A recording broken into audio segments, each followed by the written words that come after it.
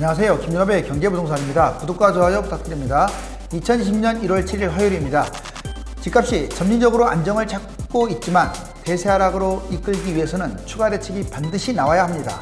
지금 서울 아파트를 잘못 매수하면 상투장 폭탄 돌리기로 매수하기 때문에 평생을 고생할 수 있으니 신중해야겠습니다. 글로벌 증시가 하루 만에 안정을 되찾으면서 1% 넘게 상승 중이며 달러와 금, 은은 크게 하락 중입니다. 글로벌 부동산이 하락 추세라면 서울 집값도 사실상 꺾인 것으로 판단이 되는데 정부의 의지만 강력하다면 지금 추세대로라면 상당 기간 하락폭을 키워갈 것으로 보입니다. 지금 부동산 사면 평생 후회한다. 추가 대책 서울 아파트 하락 확대. 자, 지금 서울 집을 꽁꽁 묶어서 대못으로 크게 박아놨네요. 자, 집값이 더 이상 날아가지 못하도록 이렇게 지금 천장이 올라가지고 하고 있는데, 자, 정부는 집값을 잡기 위해서 자, 얼마나 노력을 하고 있을까요? 정부의 12.16 대책과 원하는 추가 대책 한번 제시를 해보겠습니다. 이번에 정부의 부동산 대책 방향은 틀린 건 아니에요. 정부가 이제 방향을 그 이전과는 다르게 잘 잡았습니다. 일각에서는 아주 강력한 대책이다, 뭐 초강력 대책이다 한데 솔직히 말씀드리면 무슨 초강력 대책입니까? 당연히 나와야 할 대책이고요. 이번에 특징적인 것은 이제 공급을 토해내게끔, 그러니까 다주택자가 가지고 있는 매물을 유도하는 그런 정책이 나왔다는 데서 의의가 상당히 높습니다. 11.6 대책 그리고 추가 대책, 11.6 대책을 먼저 보면 다주택 매물 유도, 임대주택 혜택이 많이 지금 축소됐죠. 임대주택을 그렇게 장려하더니 축소했습니다. 이건 잘한 겁니다. 그런데 여기서 끝나지 맙시다. 자, 추가 대책 이어서 다주택 임대주택 사업 누진세 적용했으면 좋겠어요. 주택수가 많은 사람은 종부세, 보유세 할 것 없이 좀 세게 때려야 정상입니다. 그리고 임대사업 점진적으로 폐지해가지고 매물을 유도하는 게 핵심입니다. 이게 핵심이에요.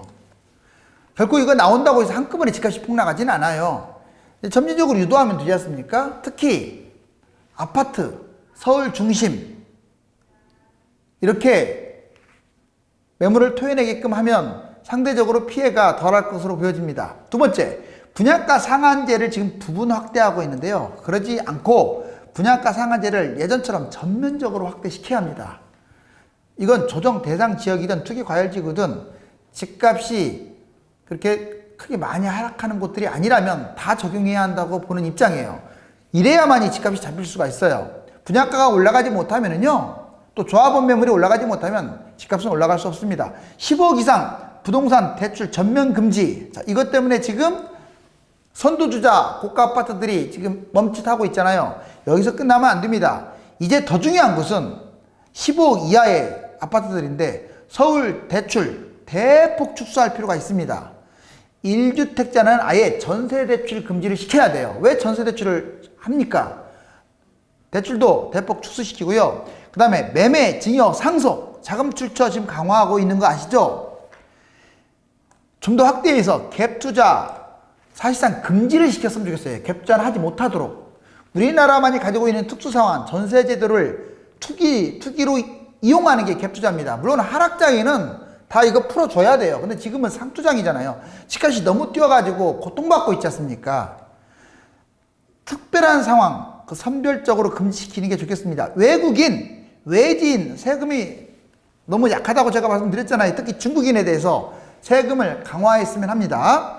그리고 보유세, 증여세, 보유세와 종부세, 이제 다주택자들, 그리고 증여세, 상속세, 이 부분을 현실화하면서 대폭 강화할 필요가 있습니다. 집값 폭등시키면 주체는 누구냐? 자, 다 아시잖아요. 정부입니다.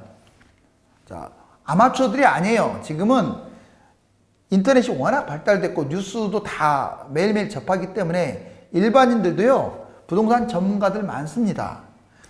당연히 정부가 집값 잡을 의지가 없다는 걸 다 알고 있어요. 다행히 이번 12.16 대책으로 이제 의지를 보여줬습니다. 김현미 장관도 지금 불출마를 선언하면서 이번에는 집값을 잡겠다라고 지금 공언을 했죠. 제발 김수현 그런 사람들 방침에 벗어나가지고요. 국토부 장관 어떤 스스로의 강력한 대책을 좀 펼쳤으면 좋겠습니다. 부동산 폭등 유발했고요. 부동산 정책을 무능하게 이끌었습니다. 바로 정부 책임이 50%예요. 그 이상입니다. 누구 욕할 거 없어요. 지금 집값을 뛴 것은 정부가 규제를 해서 뛴 게 아니라 집값 뛰게끔 만들었다고요. 이렇게 말하면 속으로 열받을지 몰라도 사실입니다. 자, 그 다음에 국회는 여당이든 야당이든 책임이 약 20% 정도. 사실상 정부와 국회가 집값을 폭등시켰다고 보시면 돼요. 무슨 말도 안 되게 폭락론자 일부 투기 세력? 뭐 건설사? 그런 사람들이 무슨 집값을 폭등시킵니까? 물론 일조를 했죠. 그런 사람들은 북치고 장구치고 밖에 안 해요. 정부하고 국회가 못했기 때문에 집값이 폭등한 거예요. 제대로 좀 알자고요. 그런데도 아직도 화살을 갖다가 뭐 정부 옹호합니까? 건설사, 기업 이쪽으로만 돌리게? 자, 언론 부동산 폭등을 조장하고 있어요. 맞죠? 자, 건설사 대변인 역할을 하고 있어요. 그리고 투기 세력들, 뭐 개인도 될 수 있고 기업도 될 수도 있고 단체가 될 수도 있는데 부동산 투기해서 폭등시켰습니다. 전국 투기로 폭리를 취했어요. 근데 이 언론이 됐든 투기 세력이 됐든 이 정부가 지금 사실상 유도한 거나 다름없어요. 정책 자세히 보세요. 임대사업을 그렇게 유도시키고 누진세는 전혀 적용하지도 않으면서 무슨 부동산을 잡겠다라고 구라를 칩니까? 김구라도 아니고. 여기 보시면 기업 보세요. 부동산 투기 폭등, 땅 사재기, 특히 기업은요 땅으로 엄청나게 투기를 했습니다. 건설사, 두말하면 잔소리죠. 부동산 폭등을 조장하고 있고요. 특히 이 부동산 기존 아파트를 폭등시킨 이유는 고분양가로 폭리를 취하기 위한 건설사의 아주 지독한 고약한 심보가 담겨져 있는 겁니다. 집값 폭등시킨 주체가 누구냐? 정부입니다. 그리고 국회도 있고요. 이게 절반 이상이라는 거 잊지 마세요. 12.15 이후 아파트 시세 현황. 자, 이제 12.16 이후에 아파트 현재 상황 어떻냐? 냉정하게 팩트 위주로 판단을 해봤더니 이 파란색은 떨어지고 있고요. 뭐 이게 빨간색은 진할수록 지금 올라가고 있는 중이에요. 강남재건축 강남 지속적 가격 하락하고 있습니다. 급매 출현하고 있고요. 거래도 실종돼서 여기는 지금 거래가 안 되고 있어요. 매도가가 계속 내려가고 있습니다. 한강변 도심권 역시 고가 아파트 가격 하락, 호가 하락, 거래 실종. 한강변의 많은 구들 지금 신고가 찍은 곳들이 꺾이고 있습니다. 즉 이제 선도주자들이 꺾이고 있기 때문에 이제 그 다음으로 다른 주자들 하락하는 것은 시간 문제예요. 서울 변방 부분 고가 아파트 가격 하락 이거 맞아요. 그런데 6억 내외의 아파트들은요 아직도 상승하고 있어요. 대신에 상승폭이 축소되고 있다. 1, 2기 신도시 여기는 상승 쪽이 좀 더 많습니다. 고가 아파트 가격 하락 전반적으로 상승폭은 축소됐다. 하지만 아직도 오르고 있다. 경기도와 인천 전반적으로 풍선 효과가 있는 곳들이 꽤 있어요. 가장 많이 뛰는 곳이 지금 이쪽이에요. 변방지역. 자, 거래가 실종됐고요. 상승은 역시 축소되는 추세입니다. 전반적으로 뭐 오르는 곳, 하락하는 곳이 있지만 상승 범위가 축소되고 있다. 상승폭도 축소되고 있다. 지방 볼까요? 대전, 대구, 세종, 부산은 계속 지금 상승 중입니다. 특히 대전, 대구, 세종은요. 뭐 도시 전체가 그런 건 아닌데 거품이 아주 심합니다. 대전은 전체가 거품이 심하고요. 대구는 수성구 일대와 일부 구가 심하고 세종은 별로 떨어지지도 않는데 다시 올라오고 있기 때문에 거품이 심합니다. 이런 데는 조심하세요. 부산, 해운대, 수영구는 아예 보지도 마세요. 강원, 제주, 호남, 충청은 전반적으로 가격이 낮은 편이라 무난합니다. 자, 전국 데이터를 봤고요. 이번에는 부동산 대세 하락 시의 위험한 순위. 자, 여기 색깔이 진할수록 위험합니다. 당연히 지금 많이 뛰었던 곳들이 위험하겠죠. 물론 다음에 폭락장에는 또 이 색깔 진한 것 순으로 잡으면 돼요. 볼까요? 강남구, 서초구. 자, 가장 위험합니다. 누가 뭐래도 여기가 제일 많이 빠질 거예요. 그 다음에 놀라지 마세요. 용산, 송파가 아닙니다. 과천, 광교. 자, 이 두 군데가 지금 거품이 아주 심합니다. 과천은 많이 뛴 거 여러분들 더 잘 아시죠? 광교는 서울에서 먼 거에 비해서 집값이 불필요하게 비싸다. 그렇기 때문에 이런 데는 고가 아파트를 살 가치가 조금 의심스러운 곳들이니까 과천, 광교는 조심하세요. 거품도 심하니까. 용산, 송파도 아주 심합니다. 대구, 대전, 천안, 부산. 지방에서 여기는 잡지 마세요. 뭐 있는 집을 굳이 팔 필요는 없지만 투자 목적으로 매수하는 것은 아주 위험하다. 대구, 대전, 천안, 부산.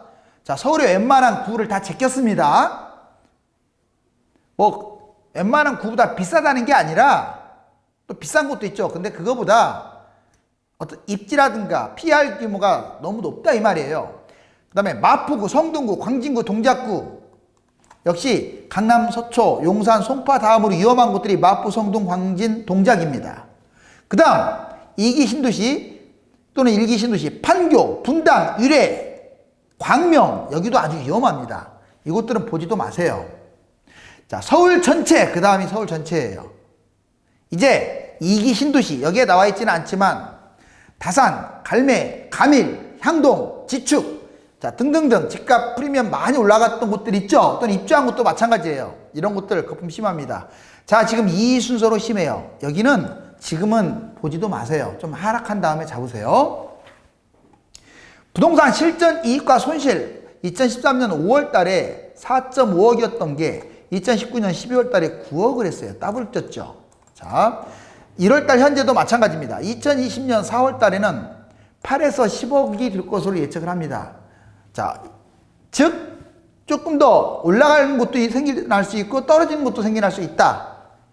총선 전에는 크게 폭락할 것 같지는 않아요. 다만 하락의 큰 흐름은 이어갈 겁니다. 2023년 6억. 자, 이게 3억이나 지금 이제 손실을 보겠죠. 만약에 이제 지금 매수를 한다면 6억이 매수를 한다면 아니 9억이 매수를 한다면 2023년에는 6억으로 떨어질 확률이 크니까 3억 정도 손실을 볼 가능성이 커요. 그런데 거꾸로 이 바닥장에 매수를 하게 되면 결국은 2027년에 12억으로 다시 올라갈 거예요. 그러니까 전고점인 9억을 돌파하고 12억으로 더 뛸 가능성이 커요. 우상향. 그렇기 때문에 자, 결국은 3억 올라가겠지만 바닥장에 매수하면 6억이나 뛴다. 하지만 지금 만약 매수를 해서 3억이 뛴다고 할지라도요, 이게 기간이 떨어졌다 올라가기 때문에 기간이 길고 그래서 부대비용이 들어가기 때문에 3억을 다 챙기는 게 아니라 비과세라고 할지라도 1억대 이익밖에 안 돼요. 2억도 제대로 못 챙겨요. 그래서 조심해야 합니다. 실질적으로 9억짜리 서울 평균이죠. 자, 아파트를 3억 대출하고 매입을 했다. 그럼 순수익이 얼마냐? 만약에 자, 1억이 올랐다. 만약 지금 잡았는데 올랐다. 그러면 제 생각에는 3에서 6년 후가 아마 현실적으로 1억이 뛸 것 같은데 순수익은 보합이 되거나 잘해야 플러스 6천. 1억 뛰어갖고는 손해볼 수도 있어요. 근데 2억 뛰면 6천 정도? 3억 상승했다. 그러면 4에서 7년 후가 현실적으로 보여지는데 순수익 겨우 1억대밖에 안 올라갑니다. 3억이나 올랐는데도 불구하고. 4억 상승했다. 대략 한 5, 8년 이후가 현실적인데 순수익은 4억을 다 먹는 게 아니라 2억대. 그러니까 여러분들이 생각했던 그 이익을요, 거의 40% 정도는 빼야 돼요.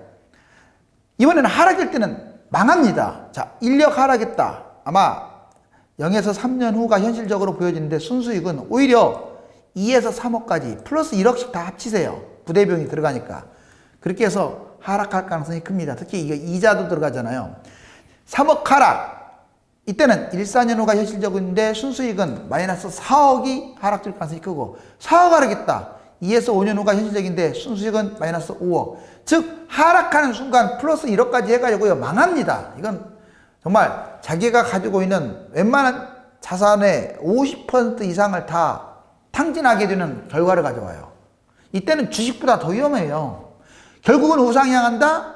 자, 그 우상향도 제가 얘기해 드렸잖아요. 여기 상승해봤자 이렇게 뛰어봤자 시간도 많이 걸리고 결국 남는 것도 별로 없다고. 기간별 매수 매도 시의 이익과 손실에 대해서 한번 알아봅시다. 2020년 1월달 9억 아파트가 있다. 자, 그러면 이 사람이 2007년에 매수를 한 사람은요 그때 6억을 했을 거예요. 근데 2020년 현재 가지고 있다. 그럼 이 사람은 3억 결국은 이익을 봤어요. 왜? 9억이니까 현재를 9억으로 잡았고. 왜 9억을 하냐면 서울 평균 아파트 가격이 9억이니까 중위권 가격 9억. 매도를 한 사람, 집을 안 샀다. 그럼 이 사람은요 결국 3억을 손실 본 짝이 나는 거예요.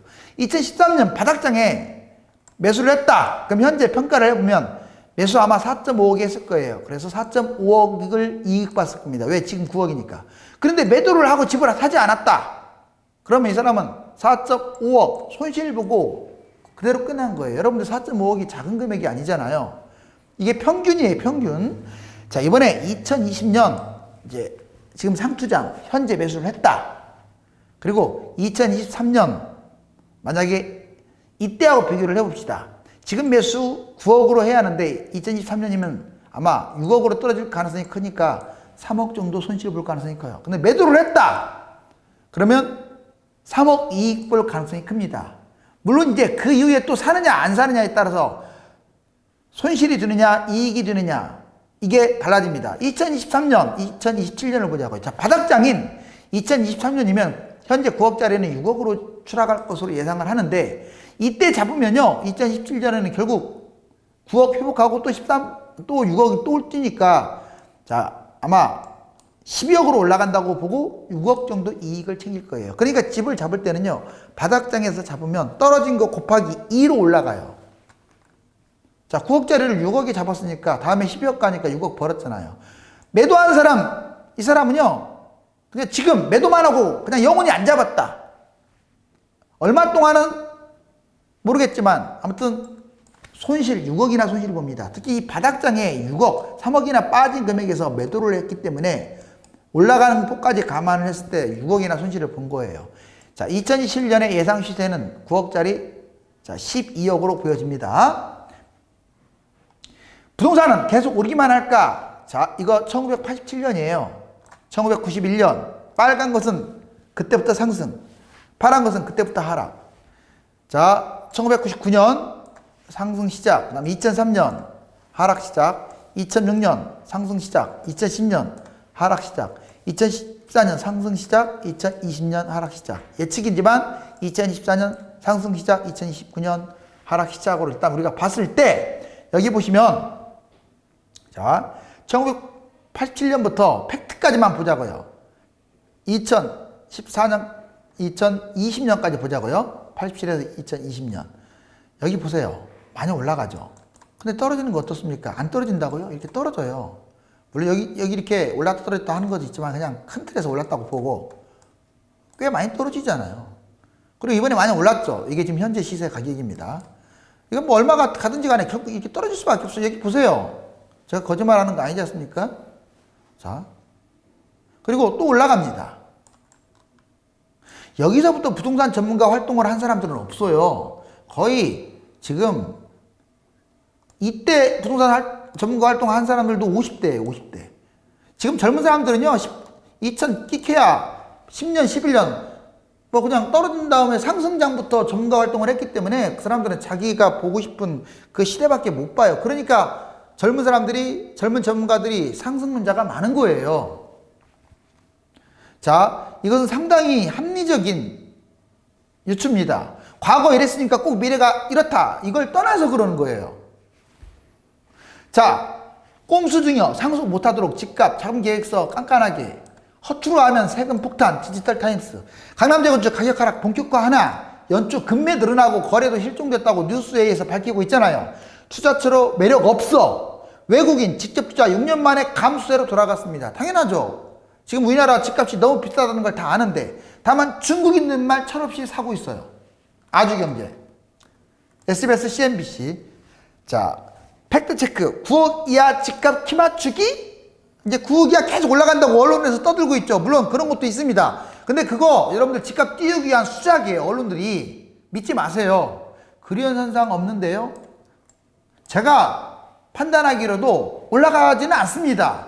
적어도 정체거나 매도 효과가 떨어져 있지. 서울 미친 집값, 공급 부족 아닌 매물 잠김 심화 때문. 국민일보가 모처럼 시원한 말을 했네요. 매물 잠김, 다주택, 특히 주택임대 사업.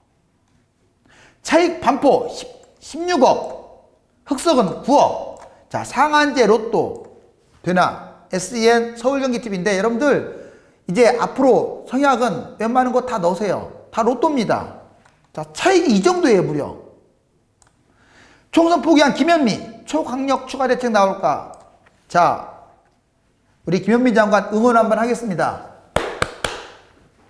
서민들을 위해서 한번 제대로 잡으세요. 김수현의 그런 사람 같지도 않은 사람의 말을 듣지 마세요. 그 사람은 노무현 때도 집값 폭등시켰잖아요.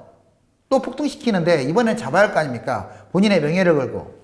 자, 그 다음에 스카이 데일리고 세계 주요 도시 집값 잡혔다. 서울은 한국경제. 왜 우리나라만? 반포주공 1단지 40억에서 35억. 반포주공 1단지는 재건축 중에서도 대장주입니다. 벌써 큰 폭으로 하락 중이고요. 강남재건축 급매물 속출 국민일보. 늘어나는 외지인 매입과 중대인 평형 상승. 특이한 점 2006년부터 19년 봤더니 좀 한때 늘어난다가 추월을 하더니 집값 상승기 2013년부터 계속 지금 2019년까지 늘어나고 있어요. 자, 어느 나라 민족이 많다? 그래요, 중국인. 자, 서울 아파트 크기별 연간 변동률. 예전하고 달리, 자, 2013년 이후에 계속 소형 위주로 집값이 뛰었잖아요. 실질적으로 여기 소형, 아주 가장 연한 파란색 보세요. 제일 많이 뛰었죠. 그런데 이제 중대형 회색이나 까만색 대형 보세요. 처음에 이렇게 제일 밑에서 놀다가 어떻습니까? 최근에는. 자, 오히려 여기 보시면 중대형이 제일 많이 뛰었고, 이게 30평대, 40평대 초반, 50평대 이상의 대형 많이 뛰었죠. 그리고 기타, 중형이나 소형들. 이건 왜 그러냐면 이제 상대적으로 너무 평형이 싸 보이는 거예요. 그러면 누가 물어보더라고요. 이 시점에서 대형이 좋나요? 소형이 좋나요? 대형이 좋아요. 황금성이 떨어져서 그렇지 대형이 평당가가 싸지 않습니까? 그리고 여러분들 평당 가격을 계산해 보세요. 물론 똑같을 필요는 없는데, 자, 평당가를 계산해 보서 너무 바짝 붙었다. 그러면 좀 더 큰 평형을 사는 게 맞아요. 아파트 가격 변동폭이 컸던 지자체. 지금 대전, 광주는 큰 폭으로 올랐다가 떨어져서 지금 3.7이고, 대전 보세요. 난리입니다, 난리. 20.5. 말이 20.5죠. 실질적으로는 50% 이상 뛰었다고 보시면 돼요. 자, 5억이 7.5억. 이해가셨어요? 3억이 5억. 경남, 충북, 전북, 울산, 경북, 강원. 그나마 경상도는 회복하고 있고 일부는 플러스 전환이 됐는데 호남권과 강원, 제주는 아직도 마이너스대입니다.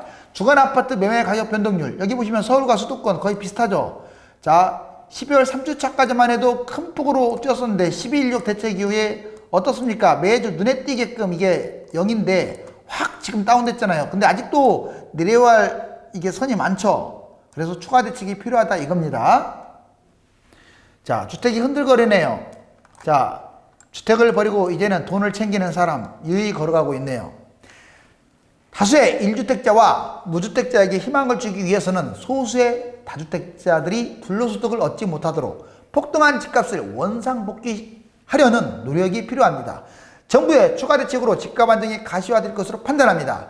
유료 상담을 원하는 분들은 자막에 보듯이 네이버나 다음 1000만명 부동산의 꿈에 들어가서 전화번호를 보고 상담 신청을 하시면 됩니다. 감사합니다.